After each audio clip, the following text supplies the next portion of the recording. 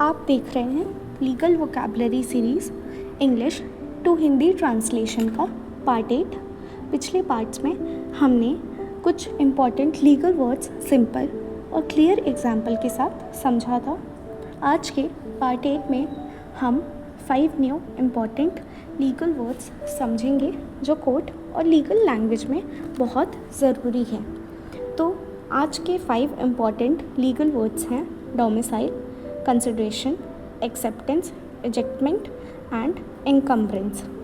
तो चलिए शुरू करते हैं हम अपने पहले वर्ड से, जो कि है डोमिसाइल। डोमिसाइल का हिंदी में मतलब होता है निवास स्थान। वह स्थायी निवास स्थान जहाँ कोई व्यक्ति कानूनी तौर पर रहता है और लौटने का इरादा रखता है। यह किसी व्यक्ति की कानूनी निवास स्थिति को निर्धारित करता है। इसका मतलब एक व्यक्ति जहाँ स्थायी रूप से बसने और लौटकर वहीं रहने का इरादा रखता है, वहीं उसका डोमिसाइल होता है। सिर्फ अस्थायी रूप से कहीं रहना डोमिसाइल नहीं कहलाता। अब इसके कुछ टाइप्स होते हैं, जैसे डोमिसाइल ऑफ ओरिजिन मतलब मूल निवास स्थान, वह स्थान जहाँ व्यक्ति का जन्म हुआ। डोमिसाइल ऑफ चॉइस यानी वह स्थान जिसे व्यक्ति के स्थायी निवास के रूप में चुना गया। Domicile bye operation of law किसी व्यक्ति का निवास स्थान जो कानून द्वारा निर्धारित किया गया हो, जैसे नाबालिग या विवाहित महिला। अब डोमिसाइल के कुछ एसेंशियल्स होते हैं। पहला, स्थायी निवास का इरादा, इंटेंशन ऑफ परमानेंट रेसिडेंस। दूसरा, वास्तविक निवास, एक्चुअल रेसिडेंस। तीसरा, नागरिकता से स्वतंत्रता, इंडिपेंडेंस फ्रॉम सिटीजनशिप। इसका मतलब है कि डोमिसाइल सिर्फ पेपर वर्क नहीं, इंसान की मंशा और हकीकत दोनों देखी जाती है। जैसे एग्जाम्पल से अगर हम समझें तो एक आदमी भारत में पैदा हुआ लेकिन कई सालों से अमेरिका में रहकर वहीं की सिटीजनशिप ले ली। फिर भी अगर उसका इरादा भारत लौटकर बसने का हो, उसका घर भारत में ही बना हो, तो उसका डोमिसाइल भारत ही माना जाएगा। अब हम देखते हैं अपना सेकंड वर्ड, जो कि है कंसिडरेशन। कंसिडरेशन वह कार्य है जो एक पक्ष दूसरे पक्ष के लाभ के लिए करता है या वादा करता है या अनुबंध की वैधता के लिए आवश्यक है। इसकी परिभाषा section 2D of Indian contract act में दी हुई है। इसमें एक लैटिन मैक्सिम भी यूज़ होता है, क्विड प्रो को, जिसका मतलब होता है कुछ पाने के लिए कुछ देना। जिसका अगर हम सिंपल सा मतलब देखें तो दोनों पक्षों के बीच कुछ मूल्य का आदान प्रदान होना चाहिए। अब इसके कुछ एसेंशियल्स हैं, जैसे पहला, लॉफुल पर्पस होना चाहिए, मतलब कंसिडरेशन कानूनी और अवैध होनी चाहिए। दूसरा, नेसेसिटी ऑफ वैल्यू, मतलब यह कोई भी मूल्य हो सकता है, जैसे धन, सेवा या अन्य लाभ। तीसरा, क्लैरिटी, मतलब कंसिडरेशन की शर्तें स्पष्ट और समझने योग्य होनी चाहिए।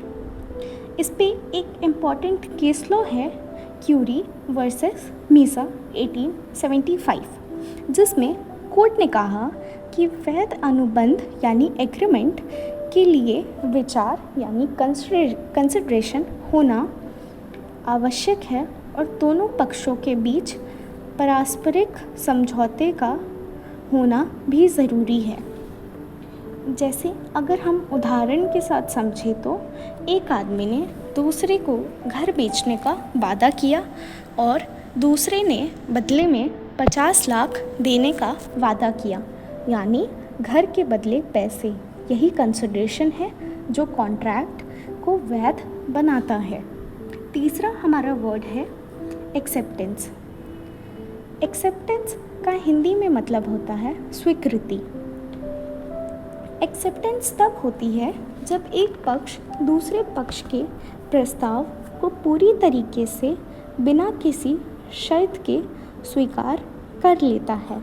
यानी जब सामने वाला आपकी ऑफ़र को बिल्कुल वैसे ही मान ले जैसी दी गई हो तो कॉन्ट्रैक्ट बन जाता है। इसकी परिभाषा section 2B of Indian contract act 1872 में दी हुई है। अब एक्सेप्टेंस के कुछ एसेंशियल्स यानी कि कुछ तत्व होते हैं। जैसे पहला, acceptance must be absolute and unconditional, मतलब स्वीकृति में कोई शर्त नहीं होनी चाहिए। एज पर ऑफ़र, मतलब स्वीकृति उसी रूप में होनी चाहिए जैसा प्रस्ताव दिया गया हो।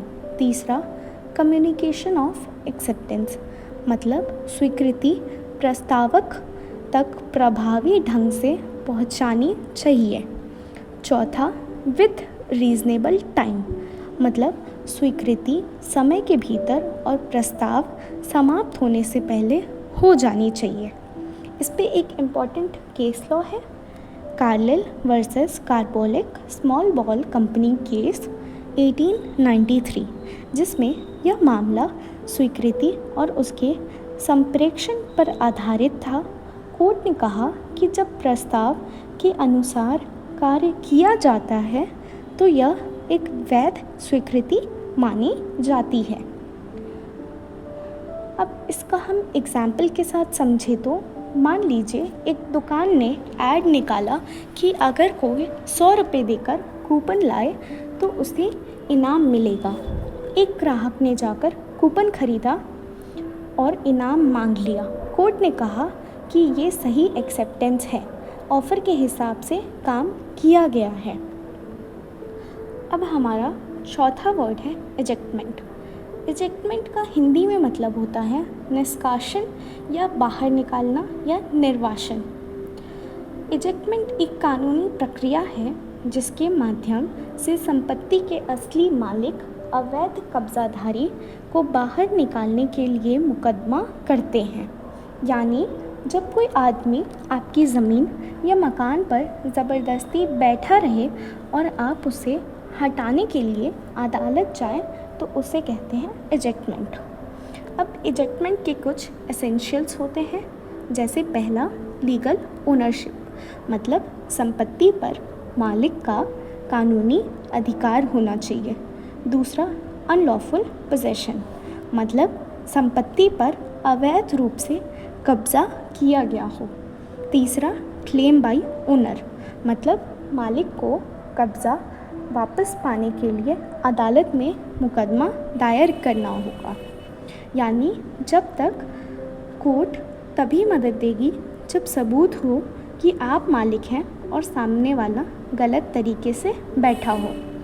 अब इजेक्टमेंट के लिए आप कौन कौन से कानूनी उपाय इस्तेमाल कर सकते हैं। पहला, पोजेशन सूट, कब्ज़ा वापस पाने के लिए दायर मुकदमा। दूसरा, डैमेजेस, अवैध कब्ज़े के दौरान हुए नुकसान की भरपाई। हम एग्जाम्पल देखें तो मान लीजिए एक मकान मालिक ने मकान किराए पर दिया और तय समय के बाद किराएदार खाली नहीं किया। कोर्ट में मालिक ने इजेक्टमेंट सूट दायर किया और मकान खाली कराया। हम देखते हैं अपना आखिरी और पांचवा वर्ड, इनकम्बरेंस। इनकम्बरेंस का मतलब है किसी संपत्ति पर कानूनी दावा या भार जो उसके उपयोग को प्रभावित करता हो।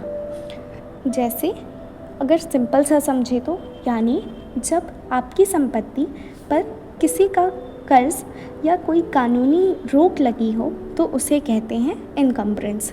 अब इनकम्बरेंस के कुछ टाइप्स होते हैं। जैसे पहले लियन, संपत्ति पर बकाया ऋण या भुगतान के लिए दावा।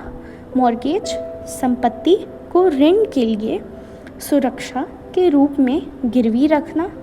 ईजमेंट, किसी अन्य व्यक्ति को संपत्ति पर सीमित अधिकार जैसे रास्ता निकालने का अधिकार। लीज, संपत्ति को अस्थायी उपयोग और अधिकार, कॉन्वेनेंस, संपत्ति के उपयोग पर लगाई गई पाबंदियाँ। अब इस पे एक इम्पॉर्टेंट केस लॉ है, TV Balakrishnan versus Bombay life assurance company 1955। मतलब इसमें कोर्ट ने इनकम्बरेंस सर्टिफिकेट की वैधता और महत्व को समझाया था।